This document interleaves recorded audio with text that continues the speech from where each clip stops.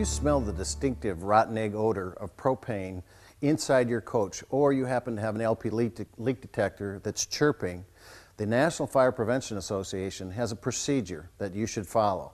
First of all, make sure you distinguish any open flames, any of your water heaters, your stoves inside, your refrigerator. Make sure all the appliances are off. Anything that would light a spark or have a spark igniter inside.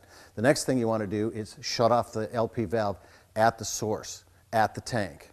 Go inside, open up any of your windows, doors, that type of stuff, air it out until the smell is gone. If the smell's really, really bad, the first thing you really want to do is shut off flames and get out. Make sure you stay safe.